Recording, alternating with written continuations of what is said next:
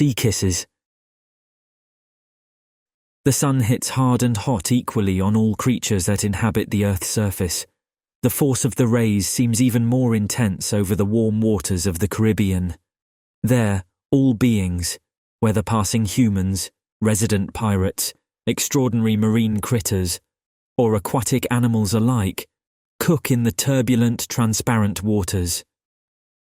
Being part of the variety of creatures that inhabit the sea has its great advantages. Swimming in water all day makes it easier to endure the hot weather. The ability to travel through the sea depths among colourful fish is what I like most about being an aquatic creature. For many years, those of my kind were relegated to the background. We are magical entities and without a doubt, the sexiest on the planet. But what is the use of being mystical and glamorous if 50% of the population doubts your existence and the other 50% is afraid of you? That is the situation we have to live with, those of us who are half human and half fish, recognized worldwide by the term mermaids. This label seems to exclude my type a bit. I am not a sweet, delicate flower with thin arms and fluffy hair. I am a mermaid of the masculine gender, and very macho.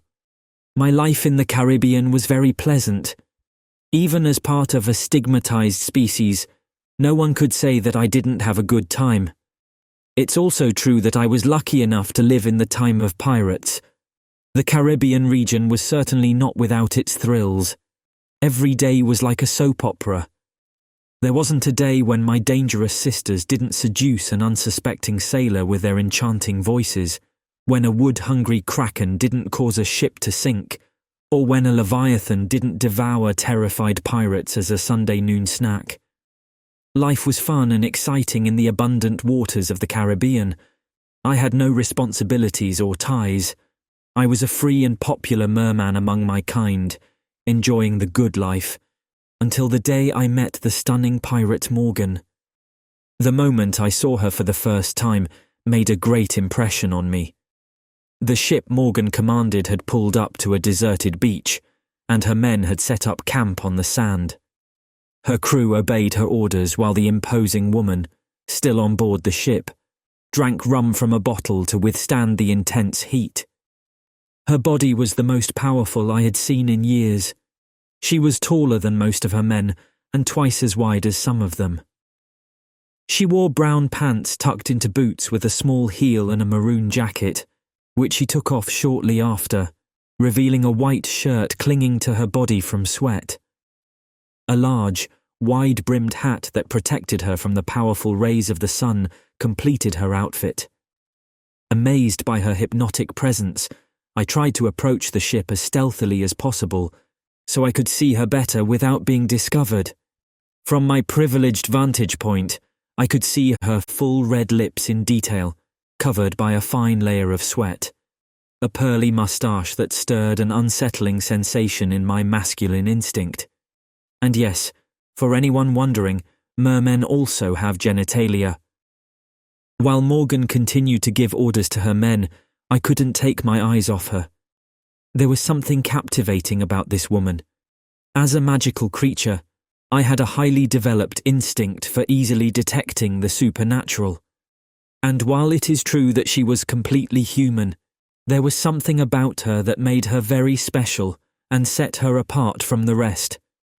I imagine that having so much power, and always being surrounded by sailors who had no choice but to obey her, must have made her a very lonely woman. This very night, while all the crew danced, sang, and drank around the fire they had built on the beach, Morgan remained on the ship, drinking rum alone. Intoxicated by the sensations that this nymph provoked in me, and shielding myself with the idea that anything she experienced or saw would be blamed on alcohol, I encouraged myself to approach her. Seeing that Morgan was already on her third bottle of rum guaranteed me that she would never think my existence was real, despite seeing me with her own eyes. I knew it was risky, but at the time, I felt it was worth a try. "Hello," I murmured from the water. sheltering myself in the darkness of the night. Scrambling to her feet, puffing from the heat and stumbling, the sultry pirate came to the edge of the ship, looking down at me with eyes clouded by alcohol. It took her a moment to focus on what she was seeing. She blinked a few times and burped loudly. An expression of surprise first crossed her face, which soon became weariness, and in the end, her expression turned into a somewhat gaunt indifference. "What are you doing there in the water?"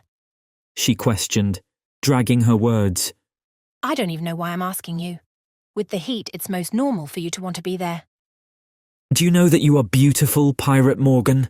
I asked in the most seductive tone of voice I could muster. The smartest guy in the Caribbean, who had the brilliant idea of swimming to escape this unbearable weather, said the pirate, fanning herself with a stack of papers. Sweat drenched her entire face, and her hair clung to her forehead. "I can give you freshness, if that's what you really want," I said, raising my body out of the water so that Morgan could see my well-defined pectorals.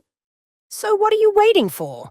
said the pirate, moving closer to the edge of the ship, taking a long sip from the bottle of rum and completely ignoring my ripped abs.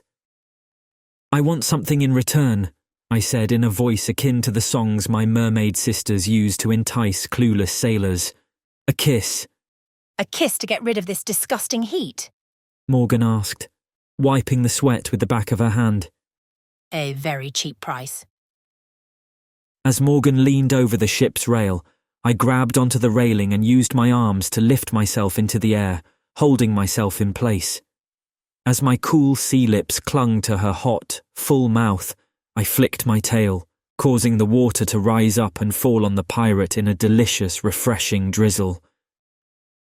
I have to confess that mermaids, both female and male, have great gifts.